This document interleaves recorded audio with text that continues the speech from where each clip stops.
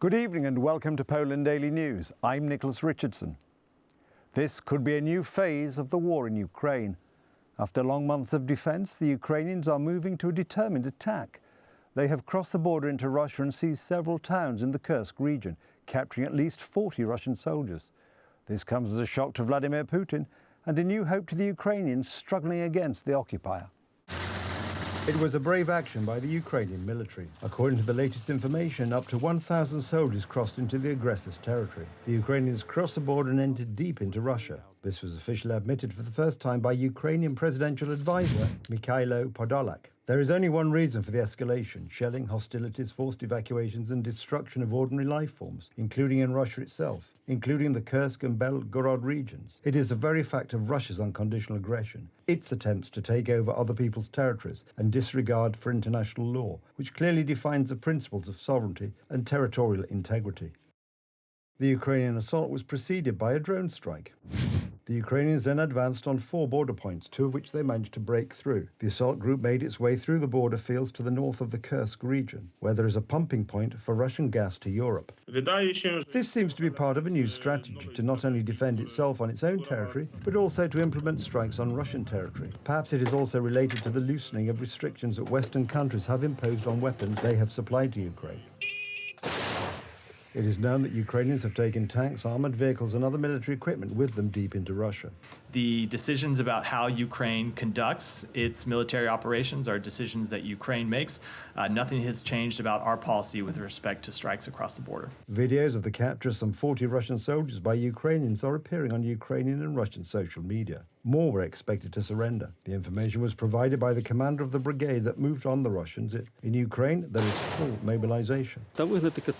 We are motivated to drive the Russians out of our country. I don't want my children to live in an era of war. I want, like my compatriots, to live in peace. The Ukrainian attack took the Russian barbarians completely by surprise. Vladimir Putin has convened an urgent meeting, and Russian social media has been filled with photos of the alleged attacks on Ukrainians. However, we will not show you any of these creations of Russian propaganda.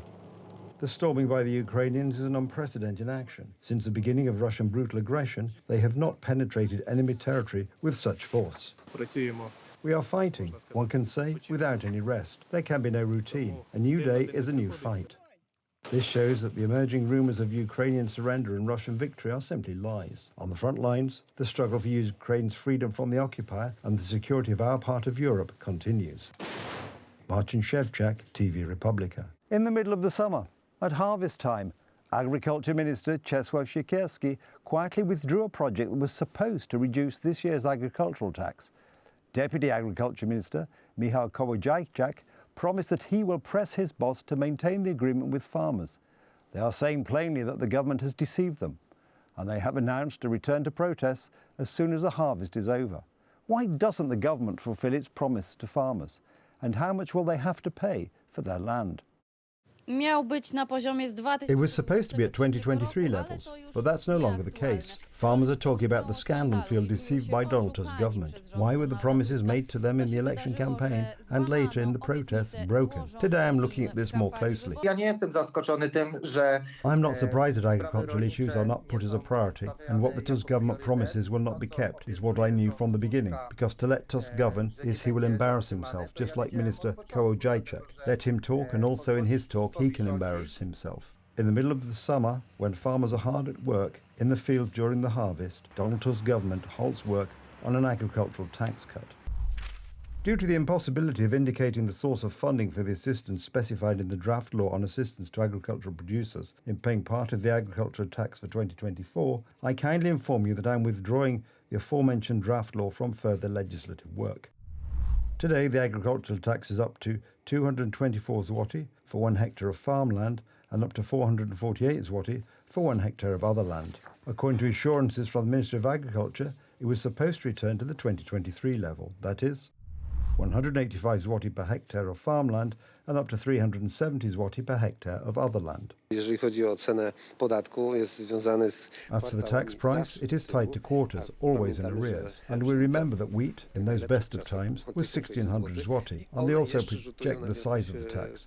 So changing the rules to take more into account the current situation in the markets or a greater extension of time to equalise those differences, it seems to me that this is the expectation of farmers. None other than the Ministry of Agriculture has planned that he will give relief to Polish farmers this fiscal year, if only in the context of reducing taxes. For the Polish state, this is a drop in the ocean, because the reduction of these taxes, agricultural taxes for the fourth quarter, is an amount of only 300 million zloty. And unfortunately, there is a lack of determination in the Polish government. There is a lack of a responsible person for the affairs of the Polish countryside who would put the matter on a knife edge. How does the Ministry of Agriculture explain this matter?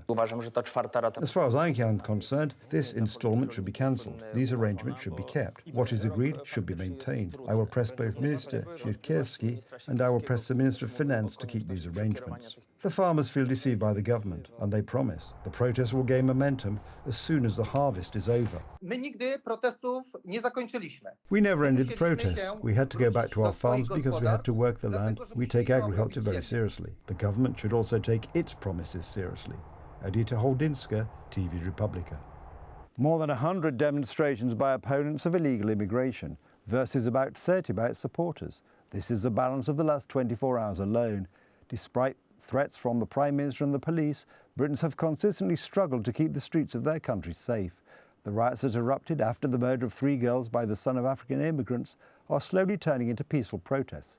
Services, mild towards immigrants, are brutalising their own citizens. What is the current situation on the British Islands?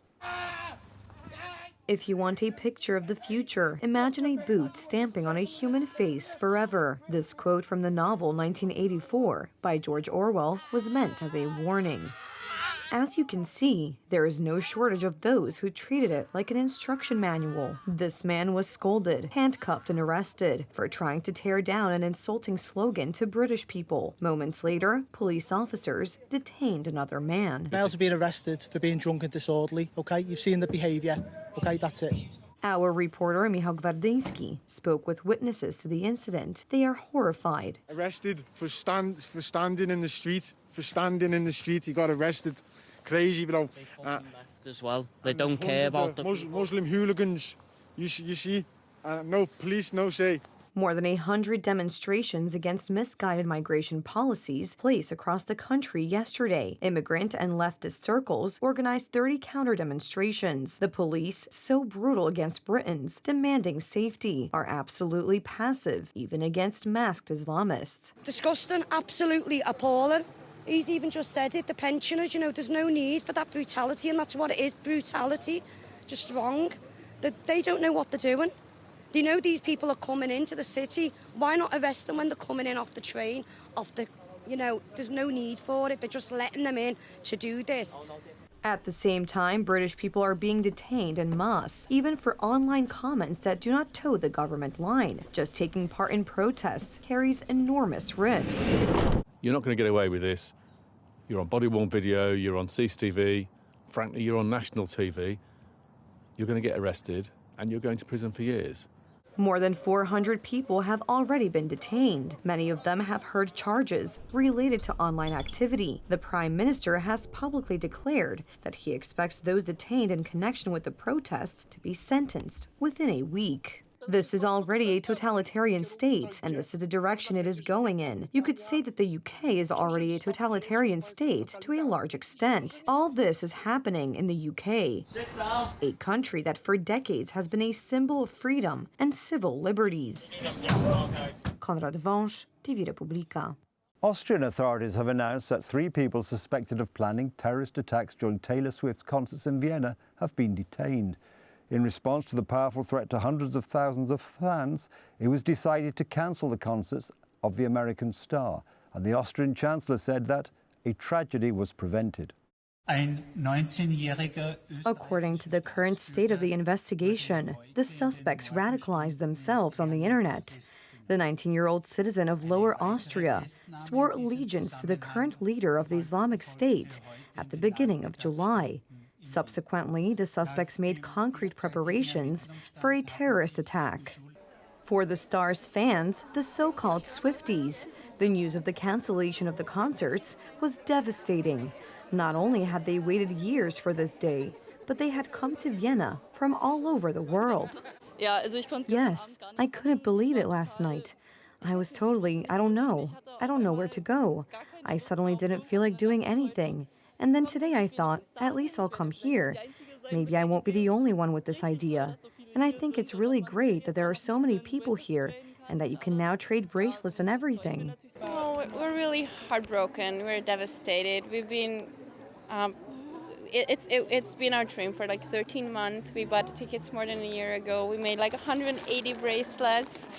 And it's just, like we're preparing for the whole community, meeting people, which was actually happening right now. So I'm happy about that. But yes, I'm really heartbroken. It was really bad when I heard the news. At first I thought it was a joke. I really did not want to believe it. And then I just cried for 3 hours straight. Austrian media are reporting that one of the detained young men stole chemicals from his former employer and planned to make them into explosives. Taylor Swift was scheduled to perform at the Ernst-Happel Stadium in Vienna. About 65,000 fans were expected at each of her concerts. The star's Instagram account has 283 million followers. That's the news. Thank you for watching, and from me, have a good night and a better tomorrow.